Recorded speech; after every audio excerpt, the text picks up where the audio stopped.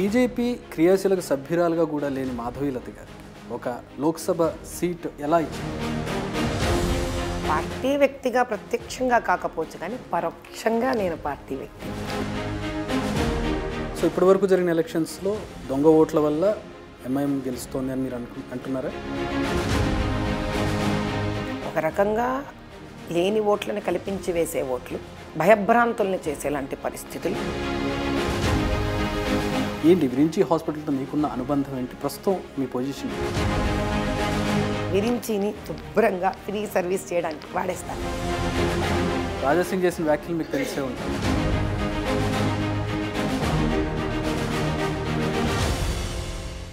నమస్తే, నేను చక్రి. 2 రోజుల క్రితం బీజేపీ తన మొదటి విడత లోక్సభ అభ్యర్థుల జాబితాను ప్రకటించింది. వాటిలో 9 తెలంగాణ నుంచి. మిగతా 8 పేర్లు ఒక ఎత్తు అయితే ఆ ఒక్క పేరు అందరి దృష్టిని ఆకర్షించింది. అదే కొంపల్లి మాధవీలత. హైదరాబాద్ నుంచి పోటీ చేస్తున్నారు కొంపల్లి మాధవీలత గారు. దాదాపు 4 దశాబ్దాలుగా ఎంఐఎం గుప్పిట్లో ఉన్నటువంటి ఈ నియోజకవర్గానికి ఆవిడని ఎందుకు ఎంచుకున్నారు? ఆవిడ ముందున్నటువంటి వ్యూహం ఏంటి? పోటీ చేసి గెలిచి జాయింట్ కిల్లర్గా మారుతారా, లేదంటే మళ్ళీ ఎంఐఎంకి అప్పచెప్తారా? ఆవిడ ఎలాంటి వ్యూహాలతో ముందుకెళ్తూ ఉన్నారు? అసలు మాధవీలత గారు ఎవరు, రాజకీయాల్లోకి రావడానికి కారణం ఏంటి? ప్రస్తుతం మాధవీలత గారు మనతో పాటు ఉన్నారు. నమస్కారం అండి. నమస్కారం నాయన. ముందు మీకు కంగ్రాచులేషన్స్. సంతోషం, థ్యాంక్ యూ సో మచ్. మీ ఆధ్యాత్మిక వచనాలు అవి చూస్తూ ఉన్నాను ఇంటర్వ్యూస్లో. ఏంటి అసలు ఆధ్యాత్మికతకు రాజకీయాలకి చాలా దూరం ఉంటుంది. ఎలా ఇందులోకి ఎలా వచ్చారు, ఎందుకు వచ్చారు? నా ఉద్దేశంలో అవి రెండు దూరం కాదు నాన్న, అవి రెండు ఒకటే. ఎందుకంటే ఆధ్యాత్మికత అంటే ధర్మబద్ధమైన జీవన విధానాన్ని పాటించడం. అది రాజకీయాలు ఉండకూడదా? అలా ఉన్నాయా రాజకీయాలు? నాకెందుకు, నేను ఉండడం అనేది కదా నాకు ముఖ్యం. కానీ రాజకీయాలు అలా ఉంటే నడుస్తుందా? ఇప్పుడు అలా ఉన్నాయా? పేపర్ మీద బాగుంటుంది, ఇలా ఉండాలి, బాగుంటుంది అని ప్రాక్టికల్గా ఉన్నాయా? ఏవైనా పేపర్ మీద బాగున్నవన్నీ ప్రాక్టికల్గా బాగుంటుంది. అది చేసే ఉద్దేశం మనిషికి ఉండాలంతే. కాబట్టి రాజకీయాలు అనేవి కూడా ధర్మబద్ధంగానే ఉండాలి, ఉంటాయి, ఉంటేనే ప్రజాశ్రేయస్సుకి పనికొస్తాయి. అలా నిరూపించబడ్డాయి కొంతమంది పెద్దలతోటి. ఇదేమీ మనం కొత్తగా వింతగా చేస్తున్నదేమీ లేదు. మీరు పివి నరసింహారావు గారినైనా తీసుకోండి, కొన్ని స్పెషల్ కేసెస్ అండి అంతే. Why should you not become one more special case? నేను ఇంకో స్పెషల్ వ్యక్తిని ఎందుకు? కానీ మీరు పోరాడే వ్యక్తి ఆ స్పెషల్ కేసులోకి రారేమో. నేను అసదుద్దీన్ ఓవైసీకి పోటీగా వెళుతున్నారు అంటే నేను ధర్మబద్ధంగా ఉన్నాను కాబట్టి నాకు ఇంత ధైర్యం ఉండొచ్చు కదా. ఆ విధంగా నేను ఒక స్పెషల్ కేసు అవ్వచ్చు కదా అతనితో పోరాడడానికి. ఇలా ఉంటేనే అతనితో పోరాడగలుగుతానేమో కదా, ఇలా ఉంటేనే పోరాడి జయించొచ్చేమో కదా, అంతే. బీజేపీ క్రియాశీలక సభ్యురాలుగా కూడా లేని మాధవీలత గారికి ఒక లోక్సభ సీట్ ఎలా వచ్చింది? అసలు బీజేపీ ఎలా ఇచ్చింది? బీజేపీ సిద్ధాంతాలు ఆర్ఎస్ఎస్ అనే సిద్ధాంతాలతో చాలా అక్కడి నుంచి ఉద్భవించినది, అదందరికీ తెలిసినది.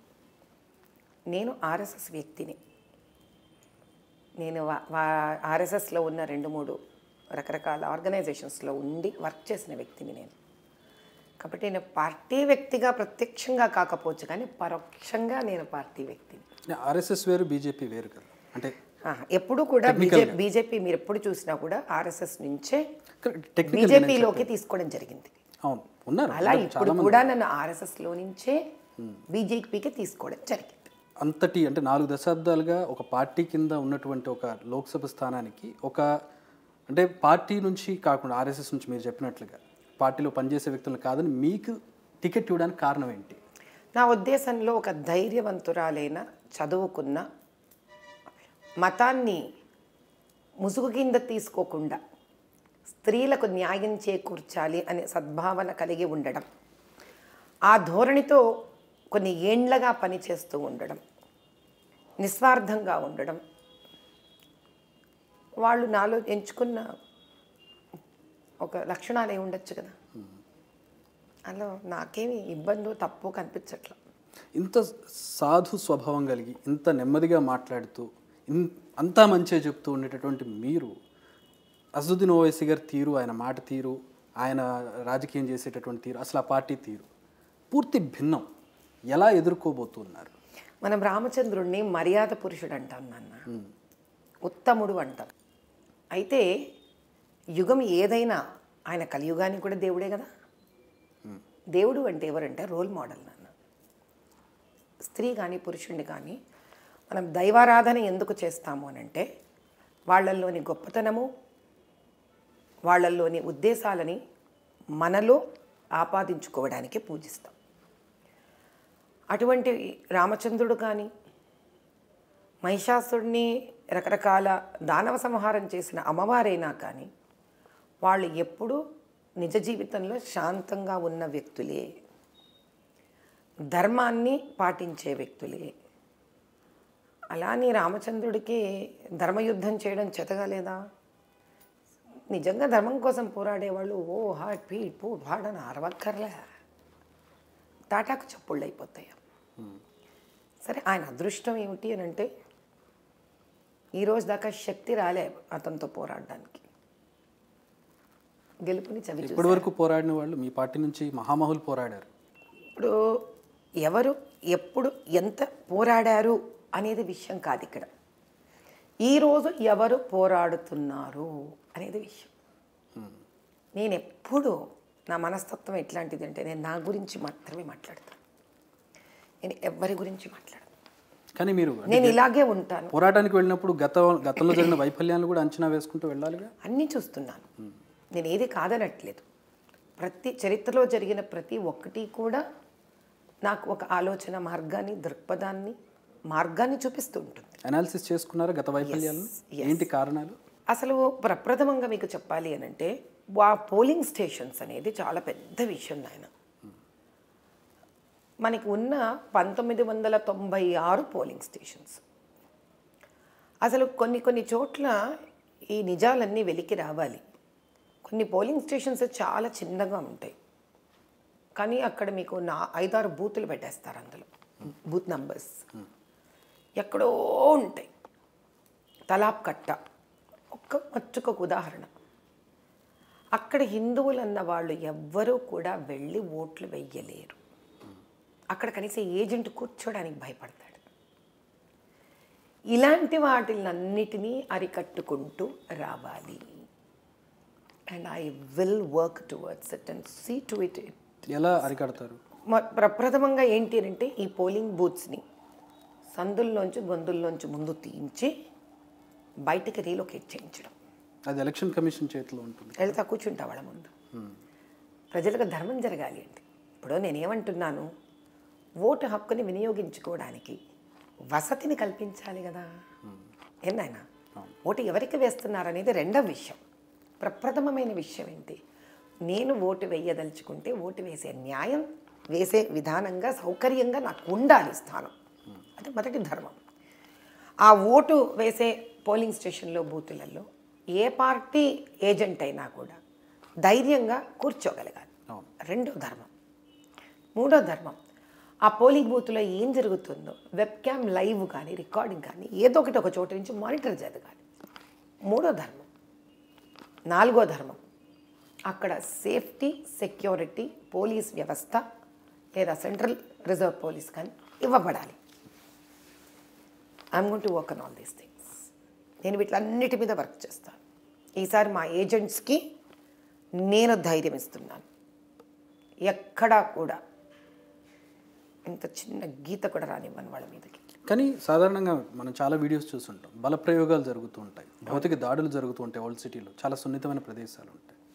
ఎలా ఎదుర్కొంటారు మీరు? శాంతి అంటున్నారు, ధర్మం అంటున్నారు, పోలీసులను అంటున్నారు. ఈ గతంలో కూడా వాళ్ళందరూ ఉన్నారు, కానీ అది అమలు కాలేదు అని మీరు అంటున్నారు. ఎందుకు అని అంటే ఆయా పోలింగ్ బూతులకు వెళ్ళి తిరిగి ధైర్యంగా ఇవన్నీ కూడా అక్కడ జరుగుతున్నాయా లేదా అని స్థాపించగలగకపోవడం. ఇప్పుడు మీకు ఎలక్షన్ కమిషన్ కూడా పరిస్థితి ఇలాంటి, ఎవరో వెళ్ళి వాయిస్ గట్టిగా పెడితే, ఇప్పుడు ఈరోజు మన ఫెరోజ్ గారు ఎలా అయితే రైజ్ చేస్తున్నారో అలా నేను రైజ్ చేయాలి. నేను వెళ్ళాలి డీటెయిల్స్ అన్ని తీసుకొని. ఖచ్చితంగా నేను రిప్రజెంట్ చేస్తాను సెంట్రల్ ఎలక్షన్ కమిషన్కి. ఇవన్నీ with data I will represent. So ఇప్పటి వరకు జరిగిన ఎలక్షన్స్లో దొంగ ఓట్ల వల్ల ఎంఐఎం గెలుస్తోంది అని మీరు అంటున్నారా? అని ఒక్కటేనట్లే, నేను ఒక రకంగా లేని ఓట్లను కల్పించి వేసే ఓట్లు, దొంగ ఓట్లు. నా భాష నాది, నేను అలాంటి భాష వాడను. లేని ఓట్లను కల్పించి వేస్తున్న ఓట్లు. ఎక్కడైతే మనిషికి ఓటరుకు వెళ్ళి నిజాయితీగా ఓటు వేసుకోవాలి అన్నా కూడా భయభ్రాంతుల్ని చేసేలాంటి పరిస్థితులు.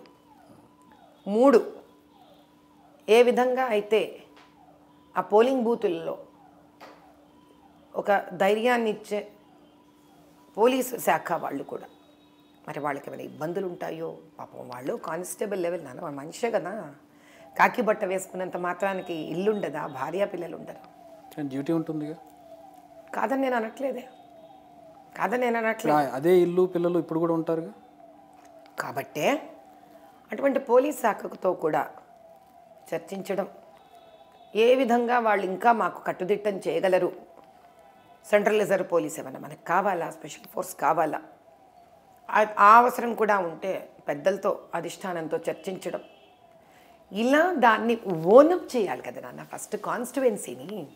ఇప్పటి వరకు చేసిన ఈ ధార్మిక కార్యక్రమాలు, ఈ పబ్లిసిటీ ఇదంతా కూడా సీట్ కోసమే అనేది ఒక ఆరోపణ, ఏమంటారు? 18 ఏళ్లుగా ఎవరైనా అంత కృషి చేస్తే కనుక ఒక సీటు కోసం అందరూ కృషి చేయాలని అంటానైతే. 18 ఏళ్ళు కృషి చేస్తూ ఉండండి, చక్కటి కార్యక్రమాలు చేసి, సేవా కార్యక్రమాలు, కష్టార్జితంలో నుంచి సీట్ వచ్చింది అనుకోండి. అట్లాంటి వాళ్ళకి కాకపోతే ఇంకెవరికి రావాలి? మంచిదిగా. ఎందుకు ఇంకా సేవే కంటిన్యూ చేయొచ్చుగా, రాజకీయాలు ఎందుకు? సేవా దృక్పథంతో వెళితే సేవ కొంతవరకు చేయగలము, న్యాయం చేకూర్చలేము అనేది అర్థమైంది. కాబట్టి నేను ఎక్కడెక్కడికైతే వెళ్ళేదాన్నో అక్కడ బ్యాగులు వెతికేవాళ్ళు, మా డ్రైవర్లు భయపడేవాళ్ళు, నాతో సహాయపడ్డామన్న పిల్లలందరూ కొంచెం పాత బస్తీలలో కొన్ని చోట్ల వెళితే భయభ్రాంతులు అయ్యేవాళ్ళు. అక్కడ మెడికల్ క్యాంప్స్ చేసేటప్పుడు కూడా మేము మెడికల్ క్యాంప్స్ చేస్తాం ఫ్రీగా, మెడిసిన్స్ నేను ఫ్రీగానే డిస్ట్రిబ్యూట్ చేస్తాను. కానీ అక్కడికి వచ్చి కొంతమంది దౌర్జన్యం కూర్చొని వాళ్ళ టెస్ట్లు ఏవో చేసుకొని డబ్బులు కలెక్ట్ చేసుకుంటూ ఉంటారు.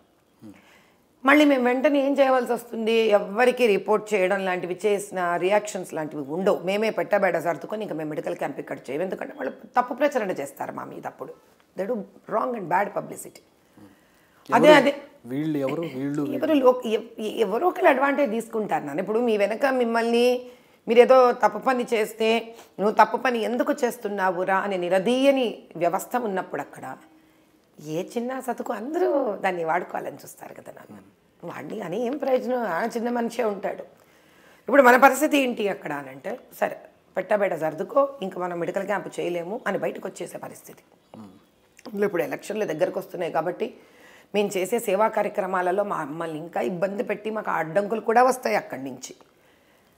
కానీ దాన్ని ధైర్యంగా నిలబడి ఎదుర్కోవాలంటే 2 పద్ధతులు. దెబ్బలు తిని తిని తిని వాడు కొడితే రాళ్ళు కొట్టించుకోవడం పద్ధతి. సరే నువ్వు రాళ్ళు కొడతావా, ఇబ్బంది పెడతావా, నేను పవర్లోకి వచ్చి చూపిస్తాను నీకు. ఇంకా నువ్వు ఎవరి మీద రాళ్ళు కొట్టేటట్టు నిన్ను ఆపుతాను, ఎవరి మీద నువ్వు రాళ్ళు కొట్టేటానికి పనికి రాకుండా చేస్తాను వ్యవస్థనే అని తీసుకోవడం ఇంకో నిర్ణయం. నేను ఈ నిర్ణయం తీసుకున్నాను. ఎలా అంటే మీరు చెప్తున్నారు పోలింగ్ బూత్స్, కానీ ప్రజల నుంచి ఓటింగ్ రావాలి కదా. ఓటింగ్ పర్సంటేజ్ చూసినట్లయితే దాదాపు 3 లక్షల తేడా గతంలో బీజేపీ అభ్యర్థి పోటీ చేసిన సందర్భంలో 2019లో 3 లక్షల తేడా. ఎలా ఆ డిఫరెన్స్ చెప్తున్నాను కదా నాన్న, మీకు 3.5 లక్షల దరిదాపుల వరకు మన వాళ్ళు వేస్తే మిగతా ఓటర్లు కూడా మీకు డిస్ట్రిబ్యూట్ అయిపోయి ఉన్నారు ఈ పోలింగ్ బూత్స్లలో. మీకు చెప్పేది నేను అదే. ఇప్పుడు సపోజ్ మీకు ఒక 1200 లక్షలు అనుకుంటా హిందూ ఓట్లు, 20 మొత్తం టోటల్గా 20-21 లక్షల ఓట్లు ఉన్నాయి ఉంటే మీకు సుమారు 7.5 నుంచి 8 లక్షల హిందూ ఓట్లు ఉన్నాయి. మీకల్లా 3.5 వస్తున్నాయి. మిగతా ఓట్లు వేయకపోవడానికి ప్రప్రథమమైన కారణం ఏంటంటే ఈ భయంకరంగా పోలింగ్ బూత్లు ఉండడం ఒకటైతే, మీకు రెండోది విషయం ఏంటంటే అప్పట్లో జిహెచ్ఎంసీ వాళ్ళు ఇంకో పని కూడా చేశారు. నేను ఇప్పుడు నిర్భయంగా చెప్తాను అన్నమాట, ఇప్పుడు కాదు లాస్ట్ స్టెప్. ఏం చేశారు అని అంటే, ఇంతకాలంగా ఎవరెవరైతే ఇక్కడ గవర్నమెంట్ వాళ్ళు ఉన్నారో హిందూ ఓట్స్ని డిలీట్ చేయడం, రిజిస్టర్ చేస్తే అప్లోడ్ చేయకపోవడం. ఎందుకంటే జిహెచ్ఎంసీ పని ఇది ఎలక్షన్ కమిషన్ పని కాదు, ఇది నమోదు ప్రక్రియ జిహెచ్ఎంసీ. సో మనకు తెలియదు, అది మనం ఉందనుకుంటాం బేసిక్గా. ఆడ వెళ్ళకు మన ఓటు ఉండదు అక్కడ. ఇప్పుడు మీకు ఆ మినిట్ తెలుస్తుంది, మళ్ళీ వేడెప్పుడు వస్తుంది మీకు, మళ్ళీ ఎలక్షన్స్ ముందే వేడొస్తుంది మీకు. ఇది ఒక బాధ. అయితే రెండో బాధ ఏమిటి అని అంటే, చాలామంది హిందూ ఓట్లు సపోజ్ ఈ ప్రాంతానికి నేను చెందిన దాన్ని అయితే నేను కుమ్మరవాడి వ్యక్తిని అనుకోండి, నా పోలింగ్ బూత్లో నా ఓటు ఉంటుంది అని నా నమ్మకం. ఎందుకు నేను కుమ్మరవాడి మనిషిని నేను ఇక్కడ అప్లోడ్ చేసుకున్నాను నా ఎలక్టోరల్ దాన్ని. కానీ మీరు చూసినట్లయితే నా ఓటు ఇక్కడ ఉండదు, అది నాకు తెలీదు. నా ఓటు ఇంకేదో పోలింగ్ బూత్కి పడేసి ఉంటారు ర్యాండమ్గా తీసేసి. నాకు మిస్చిఫ్ ఇది అర్థం చేసుకోవడానికి నాకు సంవత్సరం పట్టింది. నాకు general because I'm political science student, నాకు కొన్ని జిజ్ఞాసలు చాలా ఎక్కువ. I wanted to understand the pattern of this. ఇది ఏంటిది అని నేను సంవత్సరం నుంచి 25 మంది మా సొంత పిల్లల్ని మా స్టాఫ్ని పెట్టుకొని వర్క్ చేశాను దీన్ని, to understand what it is all about. ఎందుకంటే 15-20 మంది పిల్లల్ని లాస్ట్ అసెంబ్లీ ఎలక్షన్స్ కూడా ఐ హెల్ప్డ్. ఇన్ఫ్యాక్ట్ నేను యాజ్ అ లాస్ట్ ఎలక్షన్కి ఎక్స్పెక్ట్ చేశారా మీరు టికెట్? లేదు, నాకేం ఇంట్రెస్ట్ లేదు. I never had any interest. In fact నేను హెల్ప్ చేశాను. ఇప్పుడు నేను వాళ్ళందరికీ తెలుసు, నేను అందరికీ ఆప్తురాలనే. బీజేపీ కార్యకర్తలకు కానీ సంఘ కార్యకర్తలు వాళ్ళకి కానీ నేను చాలా ఆప్తురాలని.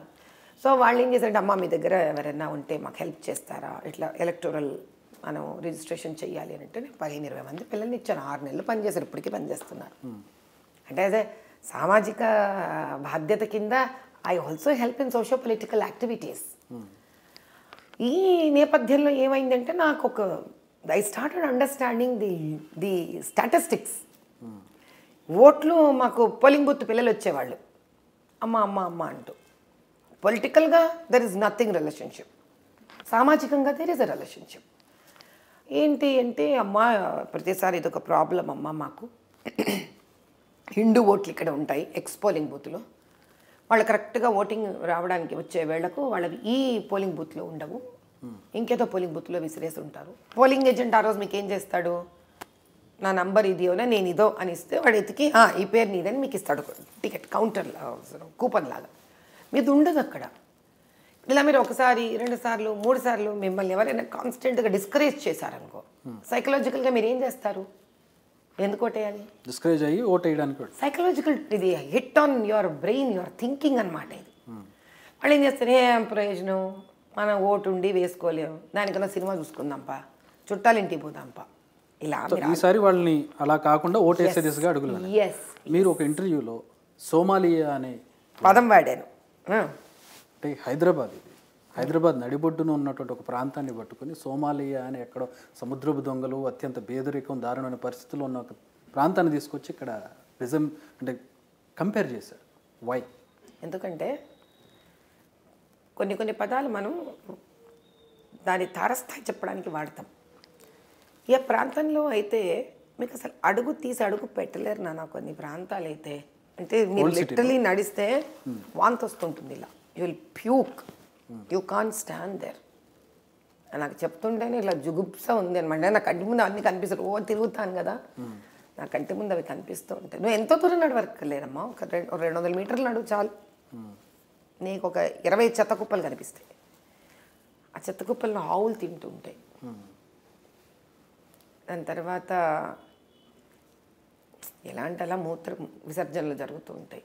It's very very awkward. అంటే ఇంటర్వ్యూలలో చెప్పే విషయాలు కూడా నా అనిపించేంత కాఠిన్యంగా ఉంటాయి ఆ విషయాలు.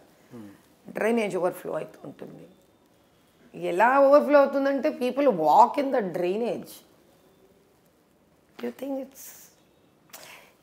కానీ ప్రభుత్వాలు వాళ్ళే కాదుగా, లోకల్ కాన్స్టిట్యున్సీలో అసెంబ్లీలు కూడా వాళ్ళే కదా, అది కదా తమాషా. ప్రభుత్వం టీఆర్ఎస్ ప్రభుత్వం ఉండింది, పైన కేంద్ర ప్రభుత్వంలో బీజేపీ ఎన్డీఏ ప్రభుత్వం ఉండింది. మీరు ఎన్నన్నా కూడా అక్కడ 7 అసెంబ్లీ కాన్స్టిట్యున్సీస్లో 6 గెలుస్తున్నది ఎవరమ్మా? ఇంకా రిప్రజెంటేషన్కి అర్థం ఏంటి? ఈయన మరి అసెంబ్లీలో అరుస్తారుగా మోదీ గారి మీద, మేం మైనారిటీ, పార్లమెంట్లో మేం మైనారిటీ. మరి ఈ రోడ్ల గురించి అరవరా లోకల్ అసెంబ్లీలో? వద్దా? డ్రైనేజ్ గురించి అరవమా? చదువు గురించి అరవమా? గవర్నమెంట్ స్కూల్స్ గురించి అరవమా? వైద్యం గురించి అరవమా? అసరా హాస్పిటల్ అని ఎవరో నిన్ను అంటున్నారు. అసరా హాస్పిటల్ ఎవరిది? మీదిగానే. ఓవైసీ హాస్పిటల్ ఎట్లయింది బోర్డు? అసరా హాస్పిటల్. ఆడవాళ్ళు ఎందుకంత భయంకర స్థితిలో ఉన్నారు? వాళ్ళకి విద్య లేదు ఎందుకు? ఎందుకు అంత హైగా ఉన్నాయి అక్కడ లోకల్ రెంట్స్. మీరేమో పదే పదే ఆయన అక్కడ విద్య లేదు, అసలు ఏమి చేయలేదు అని చెప్తున్నారు. కానీ ఓఐసీ వర్షన్ చూసినట్లయితే ఓఐసీ స్కూల్స్ ఆఫ్ ఎక్సలెన్సీ అని భోజనం ఫ్రీనా ఓవైసీ స్కూల్ ఆఫ్ ఎక్సలెన్స్ ఫ్రీయా? స్కూల్స్ ఏర్పాటు చేశారు. ఫ్రీ ఎడ్యుకేషన్ అక్కడ. మీ ఫ్రీ ఎడ్యుకేషన్ అంటే మీ దృష్టికి వచ్చింది అది? ఇప్పుడు ఎలా ఉంటుందంటే తండ్రి, ఇది ఆయన సొంత స్కూల్స్ పెట్టాలో, సొంత స్కూల్స్ పెడితే ఇవన్నీ ఇబ్బందులు తీరుతాయో అనేది కాదు నా క్వశ్చన్ కూడా. ఎవరు ఒక వ్యక్తి సమాజాన్ని తన డబ్బుతోనో తాను మార్చలేరు. అందుకే we have elected representatives because there is a system through which మీరు ఎన్నికైన తర్వాత ప్రజలందరూ మన ట్యాక్సులు కడితే ఆ ప్రజాధనాన్ని ప్రజల అభివృద్ధి కోసం ఉపయోగించబడుతుంది. అలా ఉపయోగించడానికి మనం వెళ్ళి విజ్ఞప్తి అర్జీ పెడతాం లోకల్ అసెంబ్లీలో కానీ పార్లమెంట్లో కానీ. మీరు అక్కడ గవర్నమెంట్ రెసిడెన్షియల్ స్కూల్స్ పెట్టారు. ఏది మొన్న కేసీఆర్ గారు గవర్నమెంట్లో. ఈయన ఇప్పుడు ఏమంటారు, వాళ్ళ మతపరంగా ఆడపిల్లలు వాళ్ళకొక వేషధారణ ఉందా లేదా, లేకపోతే వాళ్ళు బురకా వేసుకోవడం కానీ. ఒకవేళ ఆయనే కనుక దాన్ని గౌరవిస్తున్నారు అంటే మీరు ఆడపిల్లల్ని తీసుకెళ్ళి అలా ఒక సాంప్రదాయబద్ధంగా హిజాబ్ వేసుకునే ఆడపిల్లలు కానీ బురకా వేసుకునే ఆడపిల్లల్ని కానీ మీరు తీసుకెళ్ళి రెసిడెన్షియల్ స్కూల్స్లో వాళ్ళు ఎలా పెట్టగలరు? వాళ్ళ సెన్సిటివిటీ అతనికి అర్థం కాదా? మరి ఇప్పుడు నేను స్త్రీగా అడుగుతున్నాను ప్రశ్న. ఎవ్వరూ ఒక పెద్ద ఎత్తున మొత్తాన్ని ఆడపిల్లలు ఎవ్వరూ పోయి కూడా ఆ రెసిడెన్షియల్ స్కూల్స్లో జాయిన్ అవ్వలేదు. మీకు నల్గొండ నుంచి అక్కడి నుంచి ఇక్కడి నుంచి ఎక్కడెక్కడ నుంచి వచ్చి పిల్లలు అక్కడ స్కూళ్ళల్లో జాయిన్ అయ్యారు. మీకు ఓల్డ్ సిటీలో రెసిడెన్షియల్ ఎందుకు నాన్న? ఫస్ట్ ఆఫ్ ఆల్ నాకు అర్థం కాక దీనికి ఆ డబ్బులు ఎంత ఖర్చు పెట్టడం? మీరు ఆ లోకల్ పిల్లలు చదవడానికి కదా మీరు స్కూల్స్ పెట్టాలి, వాళ్ళు వచ్చి వెళ్ళడానికి. స్కూల్స్ ఉన్నాయి, టిక్కు కొట్టుకున్నారు, కానీ లోకల్ వాళ్ళకు పనికిరాదు. వేరే పాత గవర్నమెంట్ స్కూల్స్ ఉన్నాయి, టీచర్లకు జీతాలు రావు, ఆ టీచర్లకు ఇక్కడ పనిచేసే ఇంట్రెస్ట్ లేదు, బాత్రూమ్లు ఉండవు పిల్లలకి సరిగ్గా, మనుషులు తగ్గడానికి వసతి ఉండదు, ఆ టీచర్లు ఎవరు వస్తారు ఎవరు పోతారు ఎవ్వరికీ తెలియదు. దీనికి మీరేం చేయగలుగుతారు? ఎంపీ అవుతారు, గెలిస్తే ఏం చేస్తారు? ఈ సమస్యలన్నీ చెబుతున్నారు, మీరేం చేయగలుగుతారు? కంటిన్యూస్గా what are the 2 things that can be done. ఒకటి స్టేట్లో టు మేక్ అ రిప్రజెంటేషన్. ఏవైతే ఇష్యూస్ ఉన్నాయో మీరు రిప్రజెంటేషన్ ఇవ్వడమే కాదు, అది జరిగే వరకు కూర్చొని దాని వెనక పడడం. రెండవది, ఒక వ్యక్తిని తన స్థాయిలో ఎదిగింప చేయాలంటే వాడిని ఆర్థికంగా ఎదిగింప చేయాలి. సెంట్రల్ నుంచి చాలా స్కీమ్స్ ఉన్నాయి మోదీ గారివి. ఆ స్కీమ్స్ అన్నిట్లో ఈ చదువుకొని ఎవరైతే స్త్రీలు ఉన్నారో వాళ్ళకి ఉపాధి కల్పించడం, వాళ్ళ కాళ్ళ మీద వాళ్ళని నిలబెట్టించడం, వాళ్ళకి జీవనోపాధి కల్పించడం. అది ఇంప్లిమెంట్ అయితే రాష్ట్రం అంతా ఇంప్లిమెంట్ అవ్వాలి, ఒక్క కాన్స్టిట్యున్సీలో ఎలా అవుతుంది? ఎందుకనంటే ఆ కాన్స్టిట్యువెన్సీలో ప్రధానమంత్రి గారు ప్రకటించిన ఏవి కూడా రానివ్వలేదు అక్కడ, which is according to me is very bad. It's wrong, తప్పు. అక్కడ వాళ్ళని రానివ్వాలి, వాళ్ళకి తెలియనివ్వాలి. నేను వెళ్ళాను కాబట్టి చెప్తున్నాను మీకు ఇది. వాళ్ళకి తెలియదు, వాళ్ళు ఒక్క పేరు వినలేదు అక్కడ, వాళ్ళకి ఏం జరుగుతుందో తెలియదు అసలు ఇవన్నీ. ఇప్పుడు అంటే ఆర్థోడాక్స్ ఫ్యామిలీస్ ఉన్నప్పుడు ముస్లిం కమ్యూనిటీస్ వాళ్ళు పంపదలుచుకోకపోతే పంపలేదు. ఆర్థికంగా నిలబడడానికి బయటకు వెళ్ళక్కర్లేదు వాళ్ళు. ఇవన్నీ స్వావలంబన్ భారత్, వాళ్ళ ఇళ్లలో ఉండి చేసుకునేవి. They can start their own small little things. ఇప్పుడు విశ్వకర్మ ఉంది, అందులో మీకు ఒక స్కిల్ డెవలప్మెంట్ నేర్పిస్తారు. వాళ్ళు బయటకు వెళ్ళక్కర్లేదే. ప్రధానమంత్రి గారి ఆలోచనే అది కదా. ఒక స్త్రీకి తనకు ఉన్న చదువుకు సంబంధించిన అనేది వాళ్ళు వెళ్తున్నారుగా, వాళ్ళు మదర్సాలకు వెళ్తారు, ఆడపిల్లలు మదర్సాకి వెళ్తారు. మొన్న పోయా నేను 5-6 రోజుల క్రితం మదర్సాకు నేను వాళ్ళకి సరుకులు ఇచ్చి వచ్చాను. అంటే మీరే అంటున్నారు కదా స్కూల్స్కి వెళ్ళే పరిస్థితి లేదు అక్కడ. వెళ్ళి రెసిడెన్షియల్ ఎట్లా ఉంటారు నాన్న? మీరు రెసిడెన్షియల్ ఎలా ఉండగలుగుతారు? పోనీ మీరు మదర్సాలు తీసుకుందాం, అక్కడికి వెళ్తున్నారు పిల్లలు, అక్కడ ఆడపిల్లలు వెళ్తారు, మగ పిల్లలు వెళ్తారు. Why don't you attach English education to that? ఎందుకు ఇవ్వకూడదు మీరు? అది చేయొచ్చు కదా. Because as per Muslim minority schools కింద you are allowed to give. మీరు రిలీజియస్ ఎడ్యుకేషన్తో పాటు మీరు ఆధునిక విద్యను మీరు ఇవ్వచ్చు. హైందవులకు లేదు ఇంకా ఆ ఫెసిలిటీ, వాళ్ళకుంది. ఎందుకు ఇవ్వట్లేదు? వాళ్ళని ప్రపంచంలో నిలబడేటట్టు చేయాలి కదా నా పిల్లల్ని. మంచి చెడు వాళ్ళకి ఎలా తెలుస్తుంది మీకు? ఈ ఎడ్యుకేషన్తో పాటు మీరు మోడర్న్ ఎడ్యుకేషన్ కూడా ఇవ్వాలి కదా. ఆలోచించినప్పుడు మీరున్నారు, మీరు ఏమి చదువుకోలేదు అనుకోండి, మీరున్న స్థాయిలో మీరు ఉండేవారా? మీరున్న స్థాయిలో మీరు ఈరోజు ఉన్నప్పుడు మీరు నిజంగా మతం పేరు మీద ఎవరైనా రెచ్చగొడితే మిమ్మల్ని మీరు రెచ్చిపోతారా? That is what I'm saying. మీరేమో అసదుద్దీన్ని ఢీకొంటామంటున్నారు, కానీ రాజకీయ విశ్లేషకులు కానీ అపోజిషన్స్ కానీ చెప్పేది అసదుద్దీన్ ఓవైసీ మంచి మిత్రుడు మోదీకి, బీజేపీ ఓట్లు చీలిపోకుండా కాపాడి ఓట్లు పోలరైజ్ అవ్వడానికి ఉపయోగపడినటువంటి నేత అసదుద్దీన్ ఓవైసీ అని, దాని పశ్చిమ బెంగాల్ని, ఉత్తరప్రదేశ్ని, ఇలా కొన్ని రాష్ట్రాలు, మహారాష్ట్రాన్ని చూపెడుతూ ఉంటారు ఎగ్జాంపుల్గా. ఇదంతా కూడా లోపాయికార ఒప్పందం అంటూ ఉంటారు. ఇక్కడ అసదుద్దీన్ ఓవైసీని ఢీకొని గెలవడానికా, లేదంటే ఆయన కింద అంటే ఒక వీక్ క్యాండిడేట్ నిలబెట్టడానికని అనుకోవాలి ఈక్వేషన్ మిమ్మల్ని నిలబెట్టడానికి? చూడన్న, ఎవరెవరైతే అసదుద్దీన్ ఓవైసీ గారు రాజకీయ పరంగా మోదీ గారి స్నేహితుడు అంటున్నారో ఫస్ట్ వాళ్ళందరికీ పని పాట లేదంటాను నేను. వాళ్ళు ఏమైనా వీళ్ళిద్దరూ కూర్చొని ఏమైనా పేపర్లో రాసుకోవడం చూసారా?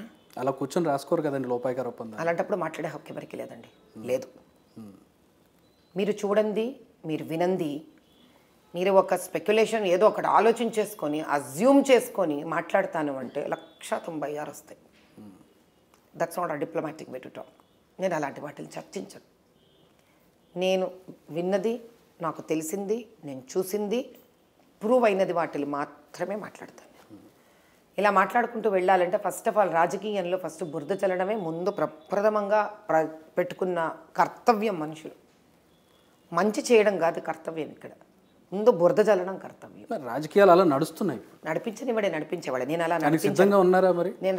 ఇది మీరు ఇప్పుడే ఎంటర్ అయ్యారు రాజకీయాల్లోకి, ఇక ముందు ఇంకా చాలా విమర్శలు వస్తూ ఉంటాయి, కఠినమైనటువంటి మాటలు మాట్లాడుతూ ఉంటారు. రానివ్వండి, సిద్ధంగా ఉన్నారు ఎదుర్కోవాలి. సిద్ధంగా ఉండడానికి ఏముంది, నా వినకుండా ముందుకెళ్ళిపోవడమే చాలు. దానికి సమాధానం ఇవ్వాలంటే ప్రతి వ్యూహం ఉంటుంది కదా రాజకీయం. ఉండనివ్వండి నాయన.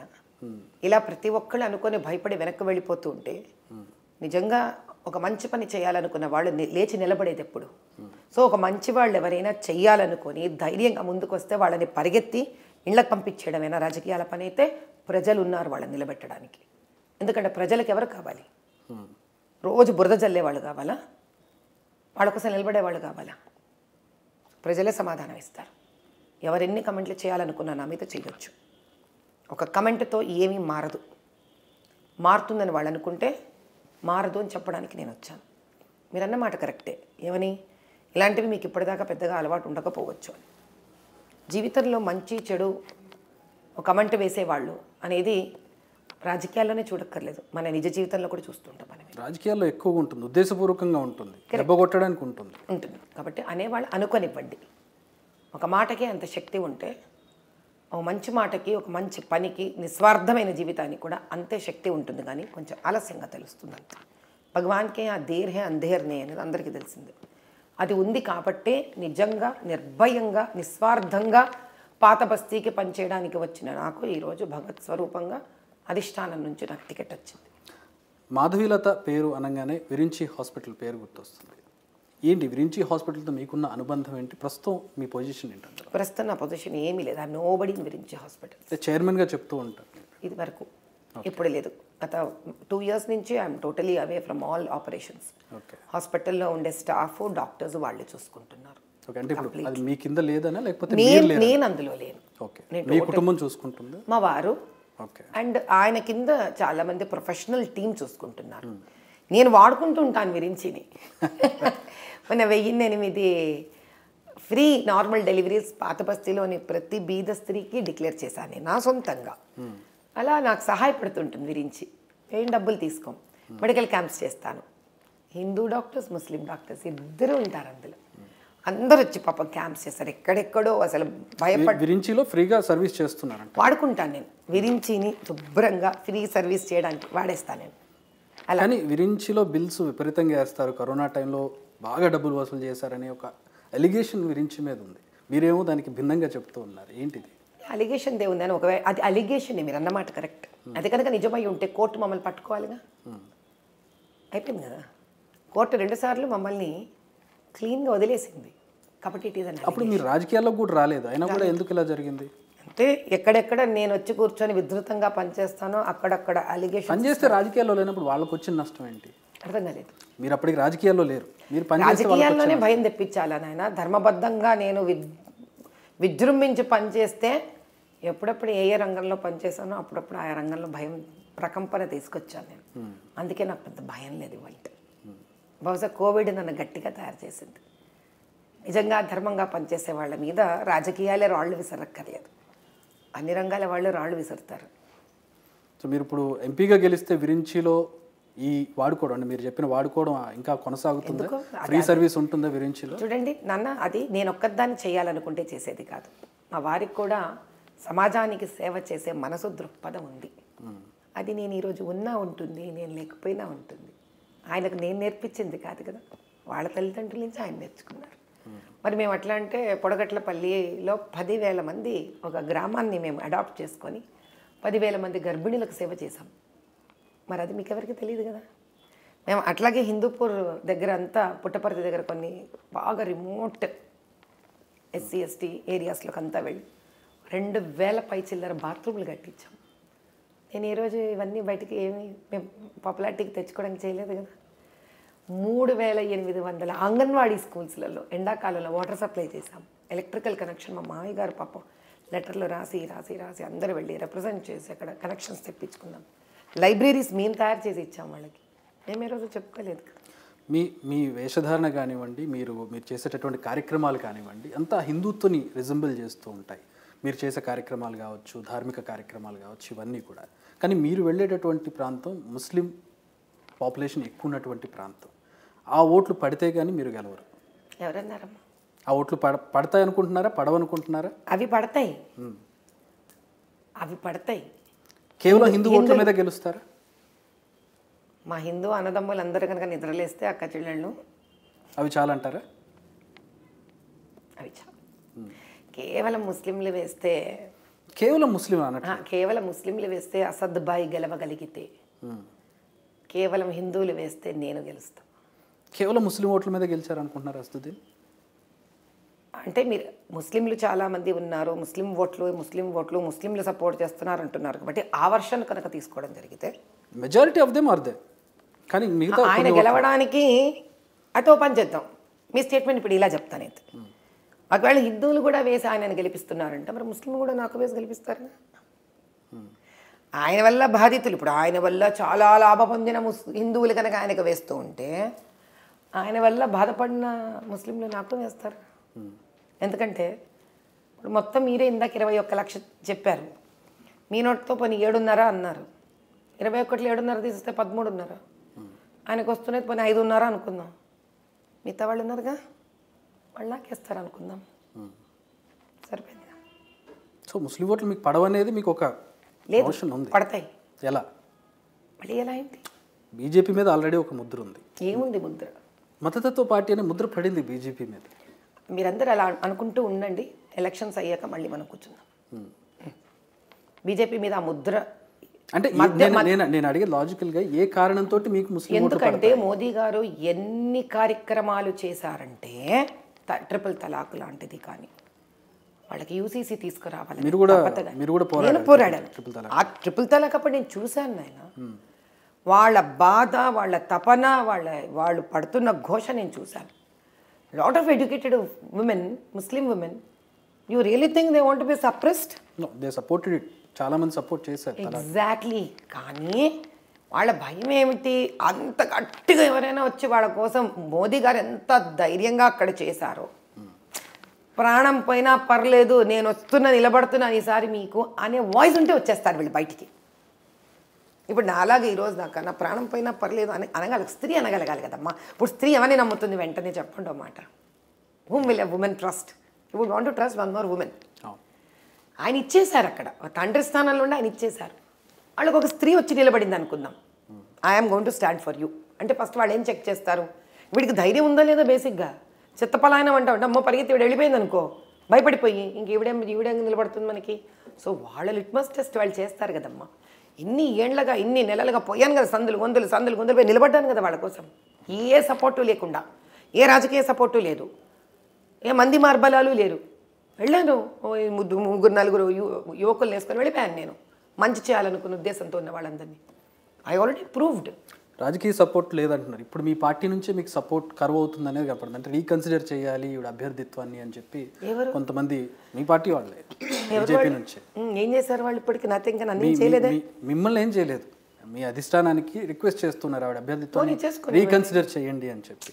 చేసుకొనివ్వండి, సపోర్ట్ కావాలి కదా మీకు ఇక్కడ లోకల్. చేస్తారు, వాళ్ళే చేస్తారు, అందరూ చేస్తారు, ఏం పర్లేదు. పెద్దవాళ్ళకి పెట్టుకున్నారు కదా, పెద్దవాళ్ళు ఏం మాట్లాడాలో వాళ్ళకి తెలుసు, వాళ్ళని ఎలా చూసుకోవాలో వాళ్ళకి తెలుసు, వాళ్ళు చూసుకుంటారు. రాజాసింగ్ చేసిన వ్యాఖ్యలు మీకు తెలిసే ఉంటాయి. పోన్లే, ఏం పర్లేదు, నాకే ఇబ్బంది లేదు. అంటే ఇబ్బంది కాదు, అంటే మీ పార్టీని ఇప్పుడు ఎలా ఉంటుందంటే నాన్న మీకు ఒక విషయం చెప్తాను. ఒక కుటుంబంలో 2 విషయాలు ఉంటాయి.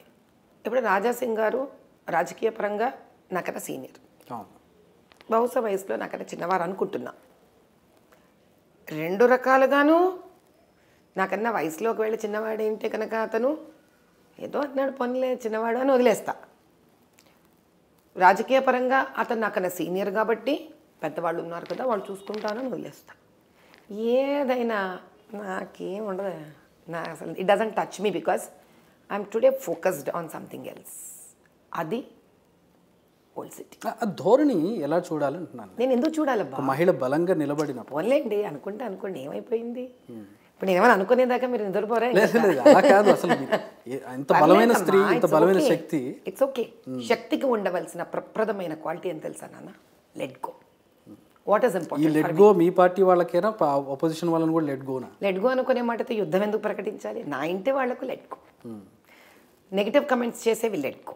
అంటే నా మార్గంలో నేను ఏదైతే ధ్యేయంగా పెట్టుకొని నేను ఏ దిశగా వెళుతున్నానో వాయువేగంతో ఆ దిశగా నాకు లాభదాయకం కానివి నేను లెట్ గో అంటా. ఎందుకంటే టుడే ఇప్పుడు అర్జునుడు బాణం వేసేటప్పుడు కన్ను తప్ప ఏది కనిపించలే వినిపించలే. నేను ఈరోజు ఆ మెంటల్ స్టేటస్లో ఉన్నా. మీరు ప్రతిదీ భారతం నుంచో రామాయణం నుంచో భాగవతం నుంచో అట్రిబ్యూట్ చేసుకోవాలి. ఎందుకంటే అవే నాన్న మనకి అవి నేర్పిస్తాయి. ఎందుకు సనాతన ధర్మం అని తపన పడతారు పెద్దలు? సనాతన ధర్మం కానీ పురాణాలు కానీ ఇతిహాసాలు కానీ ఒక మనిషి స్థితప్రజ్ఞతతో ఎలా ఉండాలి, నిలకడగా ఎలా ఉండాలి, శాంతంగా ఎలా ఉండాలి, జ్ఞానిలా ఎలా ఉండాలి, సమధర్మంగా ఎలా చూడాలి అనేదే నేర్పిస్తుంది. ఇంత ఈ ఫాలోయింగ్ అనేది మీరు ఒక్కరైనా, మీ ఇంట్లో అందరూ ఇది ఫాలో అవుతారా? వాళ్ళ పద్ధతులు అందరూ ఫాలో అవుతారు. ఈ సనాతన అనేది మీరు చెప్పేది? మా వారు స్వయం కృషిని నమ్ముతారు, అని నాకన్నా శాంతంగా ఉంటారు. అంటే ఇవి ఫాలో అవరా మీరు చెప్పేటటువంటి? ఆయనకు బహుశా ఉండే పొద్దున్న నుంచి రాత్రి దాకా ఆయన ఉండే జీవన విధానం. ఎందుకంటే మీరు ఒక ఇంటర్వ్యూలో చెప్పినప్పుడు విన్నాను, ఆయన ఈ వేలో ఉండరా? ఆయన మానవ సేవ మనిషి బాగా. అసలు ఎముకలో సున్నం ఉండదు, అంత చేస్తారు మా మావయ్య గారు వాళ్ళలాగా. ఆయన ఎంతసేపు ఆయన కంటి ముందు ఎవరైనా బాధపడుతున్నా ఆయనకు తెలిసిన ఆయన ఒక్క నిమిషం ఆగరు, చేసేస్తారు. ఇప్పుడు చూడండి, నేను ఈరోజు 1008 డెలివరీలు నార్మల్ డెలివరీ ఫ్రీగా డిక్లేర్ చేశారంటే ఆయన చిన్నప్పటి నా బడ్జెట్ అని ఆయన అది ఒక్కరోజు ఆలోచించలేదు. చాలా అప్రిషియేట్ చేశారు ఆయన. Was very happy about it. ఆయన సహాయ సహకారాలు ఏంటో చేయడం ఇంపాసిబుల్ కదా. మోదీ గారు ఆదిలాబాద్ వచ్చారు, కొన్ని వేల కోట్ల అభివృద్ధి కార్యక్రమాలు శంకుస్థాపన చేశారు. ఇన్సిడెంట్ చూసాం, ఈ రాష్ట్ర ముఖ్యమంత్రి మొట్టమొదటిసారి దేశ ప్రధానిని రిసీవ్ చేసుకున్నారు. చాలా బాగా అనిపించింది నాయన, నిజంగా మాత్రం చాలా చక్కగా అనిపించింది. I'm so happy. ఆయన చాలా డిప్లొమాటిక్ చీఫ్ మినిస్టర్ లాగా ఆయన ప్రవర్తన. I'm sure everybody would have appreciated that. I also appreciated. నేను అందుకే ఎప్పుడు కూడా రేవంత్ రెడ్డి గారు స్టేజ్ మీద మాట్లాడిన తీరు నో హీస్ అంటే మరి చాలామంది ఇష్టపడతారో లేదో నేను ఈ మాట అంటే, కానీ ఏబీవీపీ సంస్కారం. ఓ, మీరు అలా వచ్చారా? For me at this minute ప్రధానమంత్రి గారిని అలా ఆహ్వానించడం జెంటిల్మెన్స్ గెస్చర్. ఎస్. ఏంటి, ఎలా ఉంది ఆ జెంటిల్మెన్ పరిపాలన, ఎలా ఉంది? ఇంకా ఇప్పుడే మొదలుపెట్టారు కదా నాన్న, గివ్ హిమ్ సమ్ టైం. అందుకని I'm not somebody who will just, మీకు ఇంతవరకు కూడా చెప్పాను, ఇలా పడతారు పరిపాలన కదా ఆయన ముఖ్యమంత్రి అంటే. ఇప్పుడు టైం ఎక్కడమ్మా, ఇప్పుడు మనం మొన్న ఈ ఎలక్షన్స్ అయిపోయాయి, అది ఇలా ఇలా ఇలా ఇలా వెనక్కి తిరిగి చూసే లోపల ఈ ఎలక్షన్స్. సో ఈ నీడ్ టు బ్రీత్, ఈ నీడ్స్ టు బ్రీత్. అప్పటికి ఎన్నో బయటికి తీస్తూనే ఉంది. ఇప్పుడు ఆయన పరిస్థితి ఎట్లా అంటే, పుచ్చులను బయటికి తీయాలా, పుచ్చు చొచ్చులను రిపేర్లు చేయాలా? ఇట్ ఈస్ హాట్ సీట్ నాన్న. ఏదో ప్రయత్నిస్తున్నారు, వారు ప్రయత్నించనివ్వండి, వాళ్ళ కష్టం వారు పండివ్వండి. We need to give some time to even breathe and tell him. ఇప్పుడు ఆయన ఇంకా ఏం చేశాడు అనడానికి ఆయన ఇంకా అర్థం చేసుకోవడానికి సరిపోతుంది పూర్వ ప్రభుత్వ సమస్యలని. I do not like to comment anything about. ఇప్పుడు రాబోయే ఎలక్షన్స్, లోక్సభ ఎలక్షన్స్లో ఏంటి ఇక్కడ పోటీ ఎవరెవరి మధ్య ఉండబోతుంది? నెంబర్ 1 ఎవరు, నెంబర్ 2 ఎవరు, నెంబర్ 3 ఎవరు? నెంబర్ 1 అయితే బీజేపీ, అది మనందరికీ తెలిసిందే. 2, 3 మీద నాకు ఇంట్రెస్ట్ లేదు. చూసుకోవాలి కదా, అంటే పోటీదారులు ఎవరు, బీజేపీ పోటీ ఏంటో కూడా తెలియాలిగా. ప్రధాన పోటీదారు ఎవరు? ఈ రోజు నేను మిగతా కాన్స్టిట్యున్సీస్ గురించి ఆలోచించిన, నా కాన్స్టిట్యున్సీ గురించి ఆలోచించిన, నా కాన్స్టిట్యున్సీలో నా పోటీ ఎవరో నాకు తెలుసు. మీకు చుట్టూ ఏం జరుగుతుందో అవసరం లేదు. I am focused on my journey and my opponent is అసజ్జీ. That's it. నాకు ఒకరితో పని లేదు, ఒకరితో నేను కమెంట్స్ వెయ్యను, ఒకరి గురించి ఆలోచించను. నా సహాయ సహకారాలు కనుక మాతో పాటు అభ్యర్థులుగా నిలబడిన మా అన్నదమ్ములు, అక్క చెల్లెళ్ళకి ఎవరికైనా ఒకవేళ అవసరమైతే మేము అందరం కలిసి పనిచేస్తాం, ఒకరికొకరు సహాయంగా నిలబడతాం, కలిసి ఈ విజయం. మరొక ప్రశ్న, బీఆర్ఎస్ బీజేపీ లోపాయి గారు ఒప్పందం అనే దానికి సంబంధించి. Ramachandra, I know you should have understood who I am. ఏం ఒప్పందాలు ఎక్కడేం లేవయ్యా, ఏమీ లేవు, ఏమీ లేవు. ఇలా సరదా నాన్న, ఇవన్నీ గాసిప్. నేను ఇవన్నీ మామూలుగా ఆడవాళ్ళని ఎత్తినేస్తారు, ఆడవాళ్ళు కూర్చుంటే ఊరికి అమ్మలక్కల మాటలు చెప్తుంటారని. నాకు అలా కనిపిస్తున్నాయి ఇవన్నీ. హ్యాపీగా ఇవన్నీ అమ్మలక్కల మాటల్లా కనిపిస్తున్నాయి. I don't belong to this kind of talk. నేను ఇలాంటివి మాట్లాడను, ఇలాంటివి ఎంటర్టైన్ చెయ్యను. I'm only focused on my work. Thank you very much అండి. Thanks for the time and I wish you all the best. Giant killer అవ్వాలని మిమ్మల్ని మనస్ఫూర్తిగా కోరుకుంటున్నాను. చాలా సంతోషంగా. మీలాంటి యువకుల సహాయ సహకారాలు మాకు తప్పకుండా అవసరం పడుతుంది.